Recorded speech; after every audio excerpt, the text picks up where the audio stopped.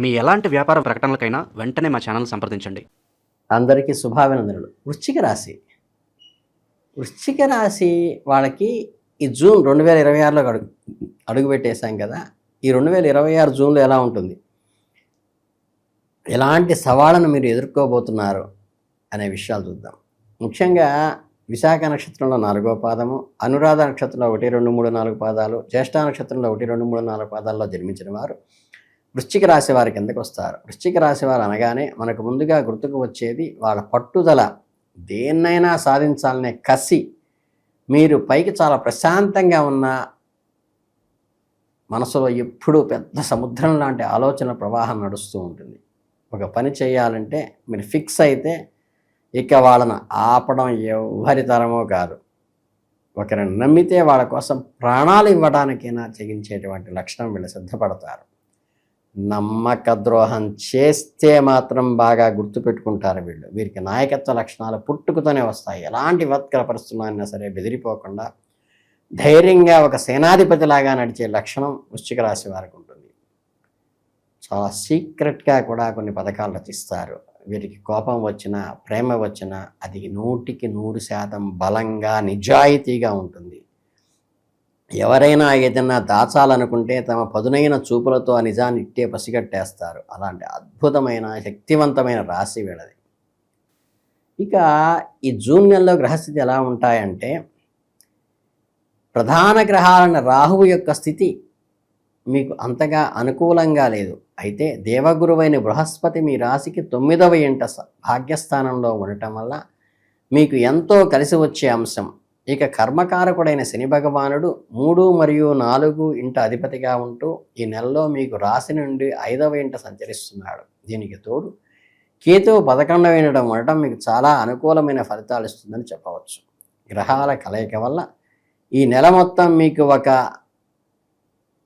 Up and డౌన్స్తో కూడుకుని ఉంటుంది. చాలా థ్రిల్లింగ్గా కూడా ఉంటుంది.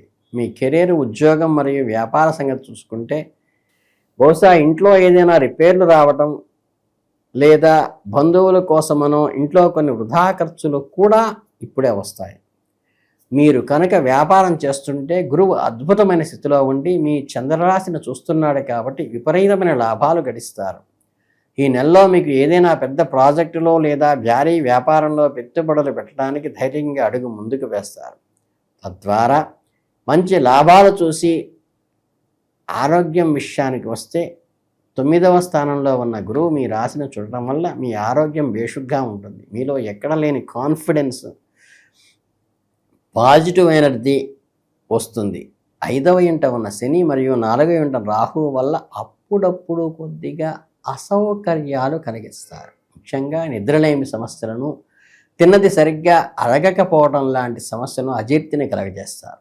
అలాగే కాళ్ళ నొప్పులు, కండరాలు పట్టేయటం లాంటి ఇబ్బందులు కలగవచ్చు.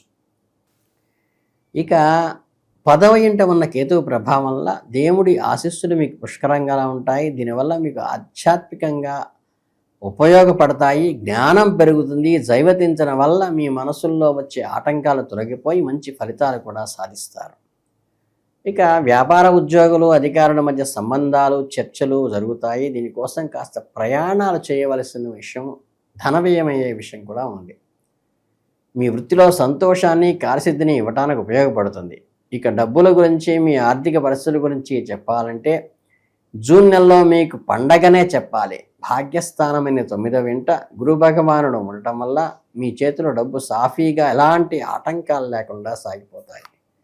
మీరు ఊహించని విధంగా మీ ఆదాయం పెరుగుతుంది. మీకు ఎనలేని సంతృప్తినిస్తుంది. ముఖ్యంగా షేరు, ట్రేడింగ్, స్పెక్యులేషన్ లాంటి రంగాల్లో పెట్టుబడి పెట్టే వారికి కూడా అనుకోకుండా అదృష్టం వస్తుంది. ఎప్పుడు నష్టాలనే కనబరిచే ఆ రంగం కూడా మీకు కొంత ఊరటనిస్తుంది. కెరీర్కు కారకుడైన శని భగవానుడు 5వ ఇంట్లో ఉండటము కొద్దిగా మిశ్రమ ఫలితాలని కలిగిస్తాడు. ఉద్యోగంలో మీ పై అధికారం నుండి ఊహించని స్థాయిలో పని ఒత్తిడి, ప్రెషర్ తీసుకొస్తాడు. నేను ఇంత కష్టపడి రాత్రి పగలు ఆఫీసు కోసం పనిచేస్తుంటే మినిమం కామన్ సెన్సు, కనీస గుర్తింపు లేదే అన్న ఫీలింగ్ మీకు వస్తుంది. ఈ వర్క్ ప్రెషర్ తట్టుకోలేక ఇక ఈ జాబ్ వదిలేసి నా టాలెంట్కి తగ్గ మంచి కంపెనీకి చూసుకుందాం అనే ఆలోచన కూడా స్ఫురిస్తుంది. ఎందుకంటే మంచి భవిష్యత్తు కోసం మీరు చేసే ఈ అడుగుల ముందుకు మంచి ఫలితాలు వేసేలా ఉండాలి కానీ ఈ అసూయతో మీ చుట్టూ ఉండేవాళ్ళ వల్ల కొంచెం చికాకు కలుగుతుంది. మీ వ్యాపారంలో లాభాలు పెంచుకునే క్రమంలో కొన్ని అనిశ్చిత పరిస్థితులు ఎదురవుతాయి. ఇలాంటప్పుడు పాత పద్ధతులే పట్టుకుని వేలాడటం కాకుండా వ్యాపారంలో వ్యూహాత్మకంగా ఇన్నోవేటివ్ స్కిల్స్తో అప్డేట్ చేసుకొని కొత్త ట్రెండ్స్ను తగ్గట్టుగా మార్కెట్లోకి వెళితే ఖచ్చితంగా లాభాలు చేకూరుతాయి. ఇక 4వ ఇంట్లో ఉన్న రాహువు కుటుంబ సభ్యుల్లో ఆరోగ్యం పట్ల మీరు కొద్దిగా ఆందోళన చెందవలసిన విషయాన్ని తీసుకొస్తాడు. తినడం, నిద్రపోవటం, చిన్నపాటి వ్యాయామం చేయటం అలవాటు చేసుకోండి. ముఖ్యంగా వృశ్చిక రాశి స్త్రీలకు జూన్ నెలలో కొన్ని అనవసరమైన బాధలు, చిన్నపాటి నిరాశలు, నిస్పృహలు కలిగే అవకాశం ఉంది. అలాగే చెడు స్నేహాలకు దూరంగా ఉండటం చాలా అవసరం. సామాజికంగా కొన్ని అవాంఛనీయ పరిస్థితులు లేదా చెడు అలవాట్లు ఆకర్షితమయ్యే అవకాశం ఉంది. కాబట్టి అలాంటి సంచారాలకు దూరంగా ఉండండి. ప్రేమ, పెళ్ళి, వ్యక్తిగత సంబంధాల విషయానికి వస్తే చాలా రొమాంటిక్గాను, ఎక్సైట్మెంట్గాను కూడా ఉంటుంది. 9వ ఇంట ఉన్న గురువు వల్ల మీ ప్రేమ జీవితంలో మంచి ఫలవంతమైన ఫలితాలు వస్తాయి. మీ పార్ట్నర్తో ఎంతో అద్భుతమైన బాండింగ్ ఏర్పడుతుంది. ఈ లైఫ్ చాలా ఆనందంగా ఉంటుంది. భాగస్వామితో, స్పౌస్తో ఒకరినొకరు అర్థం చేసుకుని ఒకరి అభిప్రాయాలు ఒకరు విలువ ఇచ్చుకుంటూ చాలా ఆనందంగా గడుపుతారు. ఇక మీ కుటుంబంలో స్నేహితుల విషయానికి వస్తే కుటుంబంలో మంచి సంతోషకరమైన వాతావరణం నెలకొంటుంది. గురువు మీ రాశి 9వ ఇంట ఉన్నాడు కాబట్టి కుటుంబ సభ్యులందరి మధ్య మంచి సంబంధం ఏర్పడి మీ ఇంట్లో ఏదైనా శుభకార్యాలు, పూజలు, ఫంక్షన్స్ లాంటివి జరగవచ్చు. అలాగే కుటుంబంలో మీకు మంచి గౌరవాలు మరియు సౌఖ్యాలు కూడా ఈ నెలలో లభిస్తాయి. 5వ ఇంట శని ఉండటం వల్ల పిల్లల చదువులు లేదా వారి భవిష్యత్తు గురించి కొంత బెంగపడే ఆందోళన కలుగుతుంది. ఆస్తులు, స్థలాలకు సంబంధించిన వ్యవహారాల్లో కుటుంబంలో చిన్న వాదనలు లేదా డిస్టర్బెన్సెస్ రావచ్చు. కాబట్టి ఆవేశపడకుండా కూల్గా సమస్యలను పరిష్కరించుకోవడానికి ప్రయత్నించాలి.